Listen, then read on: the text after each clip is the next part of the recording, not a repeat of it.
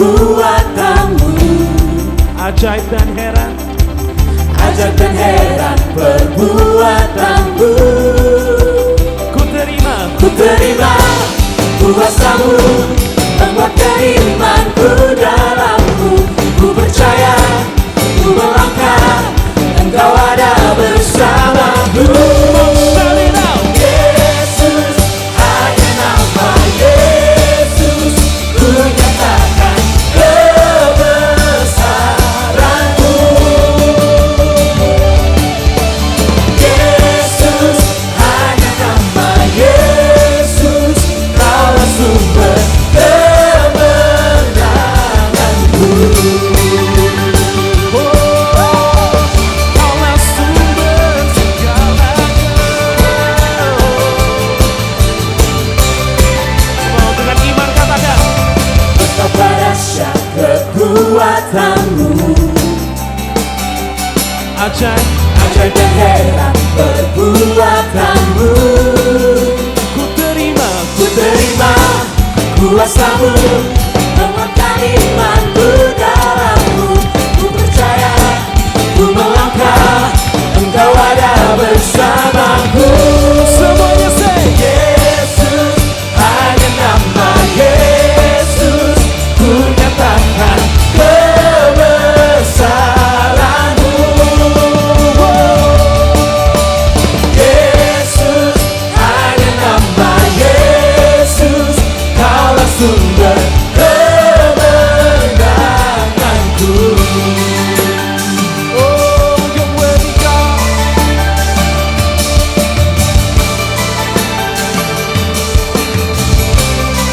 Come on, dengan iman katakan, Kekuatanmu, come on, setiap tangan terangkat katakan, kekuatanmu, kebesaranmu Tuhan. kebesaranmu. Beriku Kemenangan, kekuatanmu, perbuatanmu, kebesaranmu. Beriku kemenangan, kekuatanmu, perbuatanmu, kebesaranmu.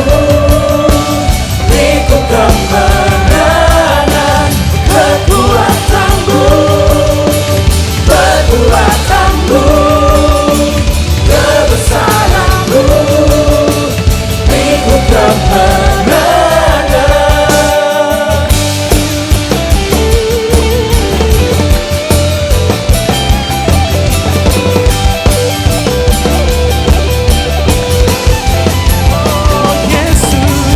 Yesus, hanya nama Yesus, ku nyatakan kebesaranmu. Yesus, hanya nama Yesus, Kaulah sumber kemenanganku. Yesus, hanya nama Yesus, ku nyatakan kebesaranmu. Yesus, hanya nama Yesus, Kaulah sumber sanggup mengubah kemenanganku.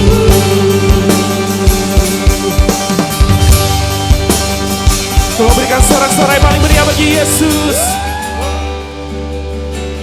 Di saat ku takut, Engkau menopangku. Di saat ku gentar, Kau Tuhan penolongku. Mari sama-sama nyatakan. Di saat ku takut, Engkau menopangku. Di saat ku gentar, Kau Tuhan penolongku. Ku percaya masih ada-Mu. percaya tanganmu masih bekerja. Janjimu tak pernah biarkan ku sendiri. Yesus kau Tuhan perlindunganku. Sebab Yesus perlindungan kami. Di saat aku takut, Engkau menopangku. Di saat aku gentar, Kau Tuhan menolongku. Ku percaya masih ada mujizat. Ku percaya tanganmu masih bekerja. Janjimu tak pernah biarkan ku sendiri. Yesus kau Tuhan perlindunganku. Ku percaya masih ada mujizat. Ku percaya tanganmu masih bekerja. Oh, janjimu tak pernah biarkan ku sendiri. Oh, Yesus kau Tuhan perlindunganku. Sebab janjimu yang dalam itu, Kau tidak akan pernah sekali-sekali membiarkan kami berjalan sendiri, Tuhan Yesus. Mari sambil angkat kedua tangan kita, sama-sama katakan, masih ada mujizat. Ku percaya tanganmu masih bekerja. Janjimu tak pernah biarkan ku sendiri. Yesus kau Tuhan perlindunganku. Janjimu tak pernah biarkan ku sendiri. Yesus kau Tuhan perlindunganku. Janjimu Tuhan, janjimu tak pernah biarkan ku sendiri. Oh, Yesus kau Tuhan perlindunganku.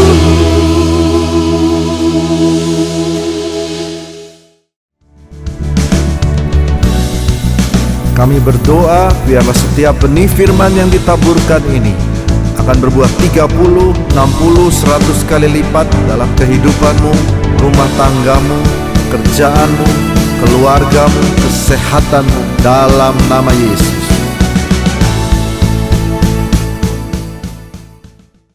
Shalom, selamat pagi semuanya. Bagaimana kabar orang-orang Cijantung? Luar biasa, siapa yang datang dengan semangat dan sukacita dalam hadirat Tuhan. Salami kiri kanan katakan semangat hari Minggu. Semangat hari Minggu, puji Tuhan.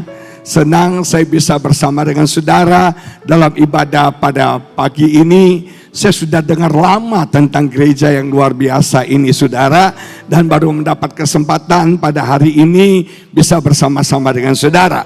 Pada pagi ini saya mengajak kita membaca kitab 1 Tesalonika pasal 5 ayat ke-18 yang menulis demikian. Satu ayat yang sudah sangat terkenal, sebagian kita sudah familiar dengan ayat ini, bahkan sebagian kita sudah hafal di luar kepala ayat ini. 1 Tesalonika 5 ayat 18 menulis demikian, mengucap syukurlah dalam segala hal, sebab itulah yang dikehendaki Allah di dalam Kristus Yesus bagi kamu. Saya merasa hari-hari ini sebagai orang Kristen, sebagai orang percaya, kita harus perbanyak untuk hidup kita mengucap syukur.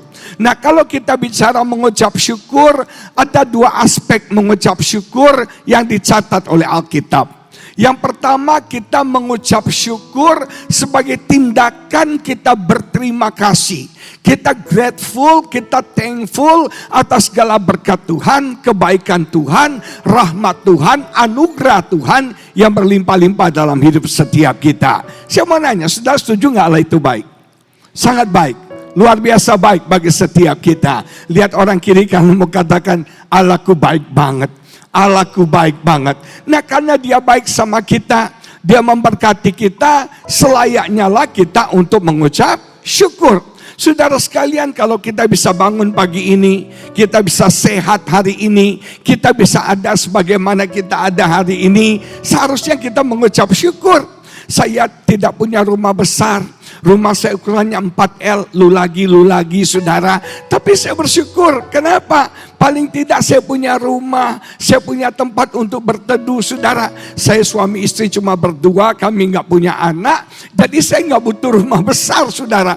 Kalau rumah saya besar, saya mau cari istri saya susah saudara. Saya mau cari istri saya mesti WA dulu, yang kamu ada di mana? Lantai 1, 2, 3, di sayap kanan apa sayap kiri, betul gak saudara? Ini rumah 4L, gampang. Nyari istri saya tanya, sayang lu di mana? Di dapur, di toilet. Betul gak saya? Gampang nyarinya. Dan saya belajar begini, kita belajar mengucap syukur bukan cuma untuk berkat besar yang Tuhan berikan. Bukan cuma untuk mukjizat yang hebat yang Tuhan berikan. Saya percaya ada berkat besar, saya percaya ada mukjizat. Tapi kita belajar mengucap syukur untuk hal-hal sederhana yang Tuhan berikan bagi setiap kita. Amin. Para suami, mengucap syukurlah untuk istrimu yang begitu unik, istimewa, luar biasa yang Tuhan berikan dalam hidupmu. Amin saudara. Makanya suami bersyukur. Kita harus berterima kasih kepada Tuhan untuk istri yang luar biasa yang Tuhan berikan kepada kita, walaupun kita tidak pernah bisa mengerti istri kita. Nah, saya kasih tip para suami-suami, jangan pernah berusaha mengerti wanita, karena sampai mati pun kita tidak akan bisa mengerti wanita. Wanita itu makhluk yang cantik, yang unik dan misterius saudara sekalian. Satu hari istri saya ini gara-gara media sosial suka difoto. Jadi kalau kami kemana-mana foto. Sebelum makan sudah lapar harus apa? Foto. Saudara, aduh udah lapar banget. Bukan cuma foto orangnya, foto makanannya juga saudara. Haleluya. Nah saudara sekalian, satu hari kalau kita pelayanan keluar kota, terutama kalau kita keluar negeri, dia selalu minta difoto. Saya ini kan pendeta, saya bukan fotografer loh saudara. Jadi yang anehnya, setiap kali dia minta difoto, ada 1000 jepretan foto saya hasilkan, yang dia terima cuma 2. 998-nya di delete saudara. Makanya suami-suami mengucap syukurlah. Amin bapak-bapak. Betul gak? Punya istri itu gak gampang. Satu hari istri saya dia punya Instagram, dia mau posting satu foto dan dia mau isi captionnya, ada captionnya. Terus dia tanya, sayang mau nulis apa hari ini? Saya bilang, tanya saya jawab ya. Caption dari saya, hati yang gembira adalah obat. Dia lihat saya, masa ayat itu? Semua orang sudah tahu ayat itu, tahu katanya. Yang keren dong, gak kreatif sama sekali saudara. Lu nanya gua jawab kan?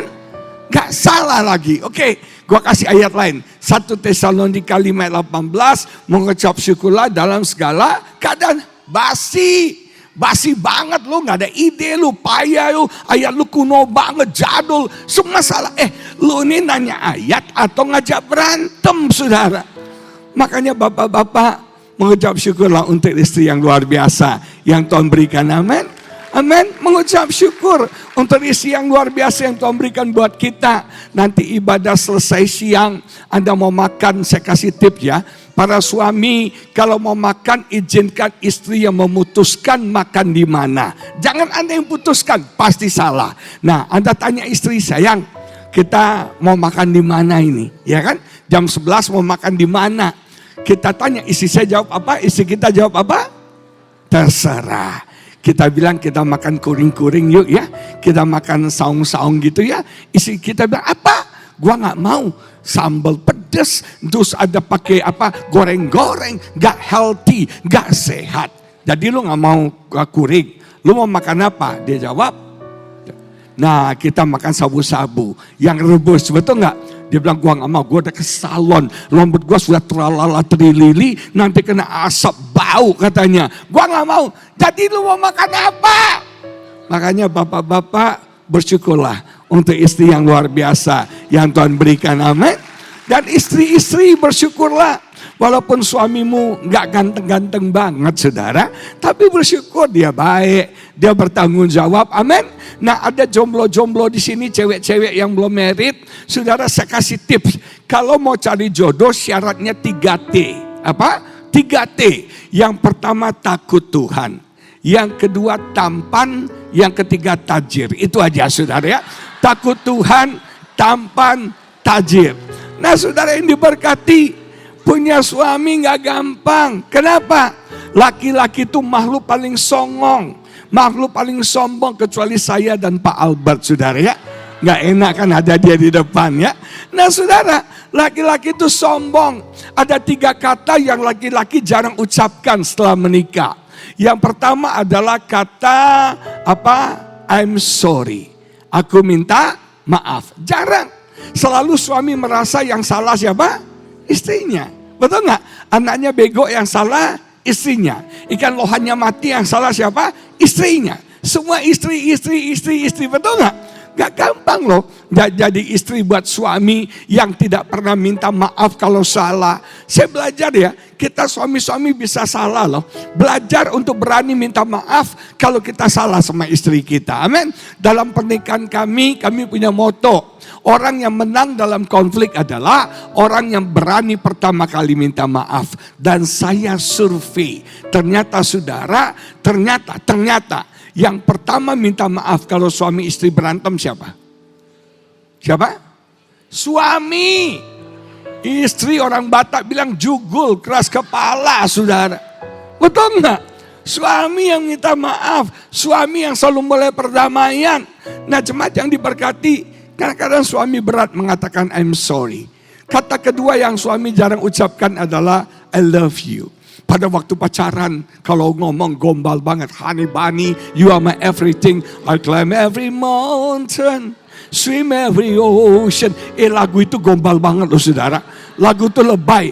Cewek-cewek lu jangan GR ya. Gak ada cowok yang akan climb every mountain, yang akan swim every ocean buat lu di Cijantung. Enggak. Kalau dia tinggal di alam sutra, kejauhan katanya saudara. Nah coba yang diberkati Tuhan. Kata ketiga yang cowok jarang ucapkan adalah apa? Thank you. Betul nggak? I'm sorry, I love you, dan thank you. Itu kata yang laki-laki jarang ucapkan. Dan laki-laki punya banyak kelemahan. Makanya bersyukurlah untuk suami yang Tuhan berikan buat setiap kita. Amin. Jangan bilang, suami orang lebih ganteng loh. Aduh coba kok suami gue bintang film. Dia selingkuh baru lu nyaho saudara ya. Nah mengucap syukur untuk segala berkat yang Tuhan berikan. Kalau Anda punya anak, bersyukur loh untuk anak yang Tuhan berikan buat saudara. Amin. Anak itu berkat Tuhan loh. Amin. Jangan bilang gue nyesel lahirin lu. Jangan. Saya sudah menikah 20 tahun sama istri saya. Dan kami belum dikaruniai anak. Kami tidak punya anak.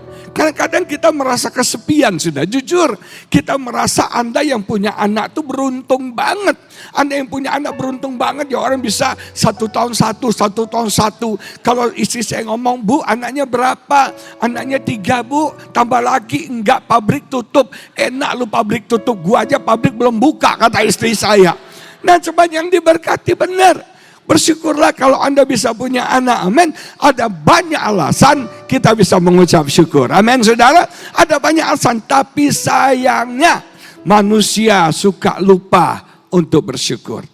Ada 10 orang kusta yang disembuhkan Yesus. 10-10-nya sembuh. 10 sembuh.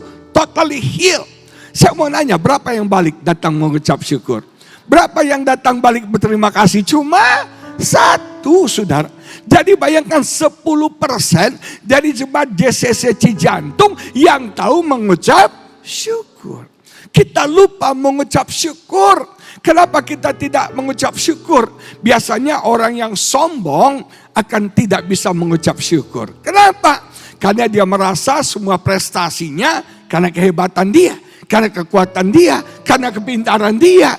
Tapi orang yang rendah hati bisa mengucap syukur karena dia tahu semuanya datang dari Tuhan. Semuanya oleh Tuhan, semuanya bagi Tuhan. Segala kemuliaan dari Tuhan, oleh Tuhan, dan bagi Tuhan. Segala kemuliaan. Amin Bapak Ibu. Kalau kita sadar kita ini nggak ada apa-apanya. Kalau kita sadar semua karena anugerah Tuhan, kita seharusnya bersyukur kepada Tuhan. Saya ketemu seorang pengusaha sukses, kaya, diberkati luar biasa. Dia punya usaha yang besar banget saudara. Waktu kita makan bersama, saya bilang, Pak, Bapak ini sukses rahasianya apa? Mungkin Bapak pintar, saya bilang, karena waktu kita ngobrol, dia pintar sekali, dia lihai, dia bisa melihat kesempatan. Terus dia bilang gini, saya sukses karena Tuhan. 99,9% karena Tuhan. Faktor saya cuma 0,1%. Bapak bilang saya pintar, oke. Tapi kalau Tuhan gak buka jalan juga percuma. Bapak bilang saya lihai, saya smart, oke. Tapi kalau Tuhan tidak buka pintu, semuanya juga sia-sia. Betul gak saudara? Kita sadar semuanya karena Tuhan. Dan kalau kau tahu semua karena Tuhan, maka kau akan bisa mengucap syukur. Amin. Mengucap syukur sebagai tanda kita berterima kasih untuk segala berkat Tuhan. Daud katakan, jika kuhitung semua berkat-Mu, jika kuhitung semua kebaikan-Mu, aku gak bisa membayangkan, aku gak bisa menghitungnya. Begitu besar, begitu dahsyat, undescribable. Gak bisa ku jelaskan betapa hebatnya Tuhan dalam hidup setiap kita. Amin saudara. Mengucap syukur sebagai tindakan kita berterima kasih. Siapa yang diberkati Tuhan sampai hari ini? Kalau kita bisa melewati 2023, kita harus mengucap syukur loh. Betul nggak? Tahun ini berat banget. Jujur, tahun ini berat. Orang memprediksi 2023 tahun gelap saudara. Tahun gelap, tahun susah, tahun penderitaan. Memang tahun ini resesi luar biasa. Kesulitan ekonomi terjadi di mana-mana. Dulu kita belanja di supermarket, 500.000 udah bisa beli macam-macam. Sekarang 500.000 bisa beli apa? Gak banyak, betul gak? Anda makan di restoran, gurame, harganya 150.000 dulu segede gini. Sekarang harganya sama, guramenya resesi segede gini saudara. Betul gak? Terjadi resesi. Tapi bersyukur kita bisa melewati 2023. Kita sampai di akhir 2003. Bukankah karena Tuhan baik sama kita? Amin. Yang setuju Tuhan baik, berikan sekali lagi kemuliaan bagi Tuhan. Amin. Yang kedua, kita mengucap syukur sebagai tindakan iman. Kenapa harus tindakan iman? Kita mengucap syukur walaupun belum ada berkat. Kita mengucap syukur walaupun belum ada mujizat. Kita mengucap syukur walaupun doa kita belum dijawab oleh Tuhan. Yang namanya iman itu belum ada. Yang namanya iman itu belum kelihatan. Yang namanya iman itu belum nampak. Yang namanya iman itu belum nyata. Kita bisa melihat sesuatu yang belum ada, belum nyata. Belum ada pertolongan Tuhan. Belum ada jawaban doa. Belum ada mujizat. Belum ada berkat. Tapi ketika Anda bisa mengucap syukur, inilah ucapan syukur tingkat yang paling tinggi. Mari kita baca. Mazmur 50 ayat 23a menulis demikian. Mazmur 50 ayat 23a menulis begini. Siapa yang mempersembahkan syukur sebagai korban? Syukur sebagai korban. Ia memuliakan aku. Sudah ngerti arti kata korbannya? Sesuatu yang sakit, sesuatu yang tidak mudah untuk kita lakukan. Siapa di sini yang mengenal kata korban cinta? Gak ada yang pernah jatuh cinta, kasihan banget ya. Nah, korban cinta. Ketika saya jatuh cinta dengan istri saya jadi korban cinta. Contohnya, istri saya orang Chinese, tapi latar belakangnya Chinese totok. Engkongnya dari Cungkuok sana saudara. Mereka orang kungfu, saudaranya Wong Fei Yong saudara ya. Nah mereka sukanya Chinese food. Latar belakangnya Chinese food. Karena mereka Chinese dari totok. Mama mertua saya itu kalau nyanyi lagu-lagu Mandarin. Tian mi mi. Tahu ya? Ni wen wo ai ni you chi fen. Itu lagu mertua saya. Nah saya orang Chinese. Tapi saya Chinese peranakan. Artinya orang tua saya berbahasa Belanda. Lagu papa mama saya Sonya, liver Sonya, Orsi Orsidian Bluyen, Ik mee maar nasi goreng. Itu lagu mama papa saya. lagu-lagu Holland Spreken, Wece, Windemollen van Houten, saudara. Nah, saya walaupun muka mirip Andi Lau, saudara ya, saya sukanya makanan Indonesia. Saya sukanya makanan kampung. Saya suka jajanan pasar, saya suka gado-gado, saya suka karedok. Sementara istri saya sukanya Chinese food, saudara. Karena turunan dari Cungkuok sana. Nah, waktu pacaran masalah muncul. Saya tidak begitu suka Chinese food karena nek buat saya terlalu berminyak, saudara. Saya lebih suka makanan Indonesia yang gurih, saudara. Sementara Chinese food kan berminyak sekali. Nah, demi cinta saya mengalah ikut makan Chinese food. Demi cinta, korban cinta. Nah, istri saya orangnya setia. Dia tipe yang setia. Sekali Chinese food sampai mati Chinese food. Dan tahukah saudara, makanan favorit istri saya adalah capcay. Apa? Capcay. Dia suka sekali capcay. Karena dia setia, bisa setiap hari makan capcay. Tapi sekarang nggak capcay lagi ya. Cap itu 10, cai itu sayur. Jadi kalau Anda makan restoran Chinese, lihat capcaynya. Kalau sayurnya 5, gocai namanya, saudara ya. Kalau sayurnya 6 namanya lacai, betul nggak? Nah, kalau capcay itu sayurnya 10. Nah, saudara sekalian, dia suka capcay. Tiap hari maunya capcay. Saya paling nggak suka makan sayur, sudah. Saya nggak suka sayur. Tapi demi cinta, berkorban makan capcay. Sakit, gak gampang, butuh pengorbanan. Nah, Tuhan mau kita mengucap syukur sebagai korban. Sesuatu yang kita gak mampu. Dalam kesulitan kita mengucap syukur. Dalam masalah kita mengucap syukur. Dalam pergumulan kita mengucap syukur. Itu gak gampang. Dan itu butuh tindakan iman. Dan itu yang memuliakan Tuhan. Itu yang Tuhan suka. Itu yang Tuhan mau, saudara. Dalam kitab Imamat ada satu korban yang harus dipersembahkan orang Israel setiap pagi dan petang. 2 kali sehari. Tahu korban apa? Korban ucapan syukur. Artinya apa? Begitu Anda bangun pagi, jangan lupa bersyukur.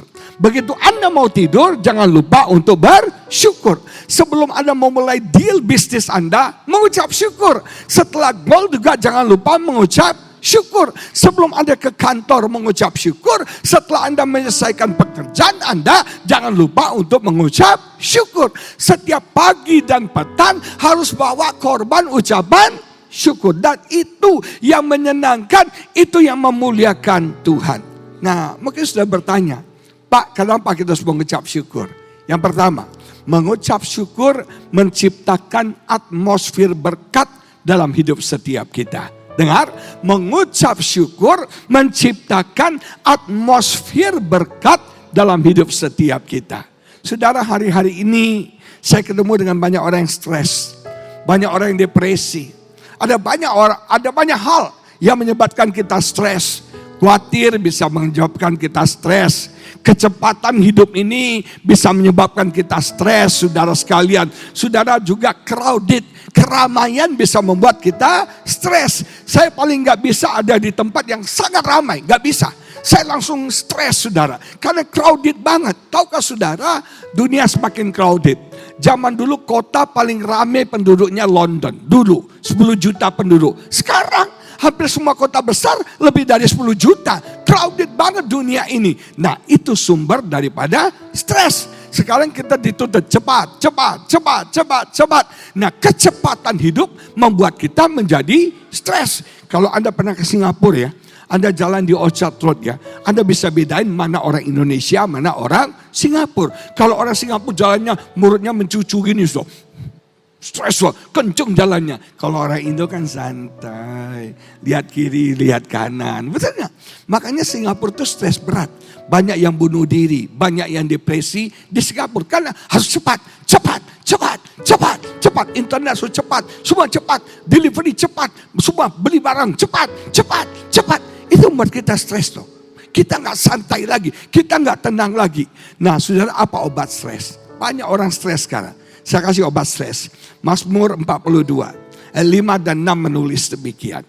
Mazmur 42, 5 dan 6 berkata begini. Inilah yang hendak ku ingat sementara jiwaku gundah gulana. Ada yang gundah gulana di sini? Amin, yang lagi galau habis, galau pul, bagaimana aku berjalan maju dalam kebadatan manusia. Mendahului mereka melangkah ke rumah Allah dengan apa? Suara, sorak-sorai dan bersyukur itu bisa bentuk nyanyian juga. Dalam keramaian orang-orang yang mengadakan perayaan. Mengapa engkau tertekan, stres, depresi, hai jiwaku? Jujur Pak Albert dan semua jemaat, sekarang banyak orang masalahnya kejiwaan. Orang itu sekarang bukan sakit fisik, bukan sakit roh, tapi sakit jiwanya sudah. Banyak orang jiwanya terganggu. Menteri Kesehatan baru mengumumkan banyak orang Indonesia sakit jiwa. Lihat kiri kananmu, jangan-jangan sebelah lu saudara. Nah cuman, ya namanya sakit jiwa kan gak gila aja. Stres itu sakit jiwa loh. Parano itu sakit jiwa. Ada orang yang punya masalah compulsive disorder. Yang itu saudara berulang-ulang lakukan. Ada orang saudara itu dia malam gak bisa tidur. Kenapa? Sibuk nonton CCTV saudara. Lihat CCTV rumahnya ada maling gak, ada begal gak, apa yang terjadi di depan. Dia jadi sapam ngontrol CCTV. Saya bilang bobo, saya bilang ngapain lu pelototin CCTV. Ada teman saya horden, bolak-balik bersihin horden, bolak-balik bersihin horden. Betul gak? Itu sakit jiwa. Ada seorang anak muda saya kenal saudara, mamanya cerita, itu anak compulsive disorder. Dia itu kamarnya harus rapi, pipi. Satu barang bergerak 1 senti, dia bisa tahu. Dan itu dia stres, kembalikan barang itu di posisinya. Benar, gak boleh ada air, gak boleh ada kotor, stres berat. Jadi dia lebih suka tinggal di hotel. Dia mau kotor, mau jorok, bodoh amat. Tapi kita nggak boleh masuk kamar dia, pegang aja barangnya, dia stres. Ada orang kayak gitu loh ya, parah banget. Semoga di sini nggak ada ya. Nah, apa obat sakit jiwa dikatakan? Sebab berkatakan dan gelisah di dalam diriku, panik, gelisah. Berharaplah kepada Allah. Harus berharap sama Tuhan. Jangan berharap sama manusia, engkau akan kecewa. Sebab aku akan bersyukur lagi kepadanya, penolongku dan Allahku. Bersyukur, karena apapun masalah kita, Tuhan penolong bagi setiap kita. Dan Tuhan Allah kita, artinya apa? Apapun masalahmu, Tuhan ada jalan keluar bagi setiap kita. Tuhan yang kontrol seluruh kehidupan setiap kita. Obat stres apa? Mengucap syukur. Ada dalam masalah, ada obatnya lagi.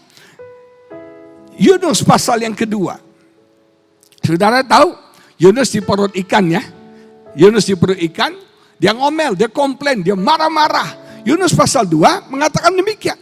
Kalau Anda baca Yunus 1, dia masih ngomel tuh. Dia masih komplain, dia masih marah. Tapi ayat 9 berkata begini, Yunus 2 ayat 9, tetapi aku sekarang dengan ucapan syukur akan kupersembahkan korban kepadamu. Dia berani berkorban. Dan korban itu ucapan syukur. Mengucap syukur di dalam perut ikan. Bukan di Fairmont, bukan di Langham, bukan di Grand Hyatt. Tapi mengucap syukur di perut ikan. Dikatakan apa yang kunasarkan akan kubayar. Keselamatan adalah dari Tuhan. Lalu berfirmanlah Tuhan kepada ikan itu. Dan ikan itu pun memuntahkan Yunus ke darat. Kapan ikan itu memuntahkan Yunus ke darat? Ketika Yunus bisa mengucap syukur. Saya nggak tahu apa masalah saudara. Saya nggak tahu apa persoalan saudara. Tapi ketika di dalam masalahmu, engkau bisa mengucap syukur. Tuhan akan memuntahkan engkau keluar. Tuhan akan memberikan jalan keluar. Tuhan akan memberikan kemenangan. Tuhan akan memberikan terobosan. Tuhan akan memberikan kelegaan bagi setiap jemaat Tuhan. Amin. Mengucap syukur sebagai korban. Yang pertama, mengucap syukur menciptakan atmosfer berkat. Siapa yang mau diberkati? Mengucap syukur. Yang kedua, mengucap syukur bukan cuma menciptakan atmosfer berkat, tapi mengucap syukur juga menyempurnakan berkat Tuhan dalam hidup setiap kita. Saya katakan 10 orang kusta sembuh, betul? Sembuh, heal bahasa Inggrisnya. Hanya satu yang kembali dan satu tuh whole saudara. Dia bukan cuma sembuh secara fisik, tapi dia sembuh secara fisik, sembuh secara mental, sembuh secara sosial, sembuh secara keuangan, sembuh secara spiritual. Saudara, Tuhan yang bekerja bukan cuma memberkati duit buat saudara. Tuhan tidak hanya bekerja memberkati engkau dengan kesembuhan, tapi Tuhan ingin memberkati engkau sepenuhnya. Rumah tanggamu diberkati, anak-anakmu diberkati, kesehatanmu diberkati, bisnismu diberkati, pekerjaanmu diberkati, masa depanmu diberkati, seluruh hidupmu diberkati oleh Tuhan. Dan itu akan terjadi ketika Anda bisa mengucap syukur. Yang ketiga, yang terakhir, kok tepuk tangannya setengah tiang gitu loh ya. Mengucap syukur bukan cuma menciptakan atmosfer berkat, bukan cuma menyempurnakan berkat, tapi mengucap syukur juga melipat gandakan berkat dalam hidup kita. Yesus 5.000 laki-laki saja lapar, Yesus bilang kasih mereka makan. Dan Alkitab berkata cuma ada 5 roti dan 2 ikan. Apa yang Yesus lakukan? Dia mengambil roti, kemudian apa? Dia mengucap syukur. Apa? Mengucap syukur. Apa yang ada padamu? Oh, sedikit Tuhan, gak cukup. Aduh, 5 roti 2 ikan. Mana bisa memberi makan 5.000 orang? Aduh, gereja ini Tuhan, dana kami cuma sedikit. Tanya sama bendahara, berapa dana? Minus, saudara, betul gak? Saya punya teman khotbah di sebuah gereja di daerah Jembatan 5. Saldonya minus, saudara. Minus. Ini cuma ada 5 roti dan 2 ikan. Not enough, gak cukup memberi makan segini banyak orang. Tapi Alkitab berkata, Yesus mengambil 5 roti, 2 ikan. Mengucap syukur. Apa yang terjadi? Setelah Yesus mengucap syukur, terjadi pelipat gandaan. 5.000 laki-laki makan, belum termasuk istri anak-anak. Sisa berapa bakul?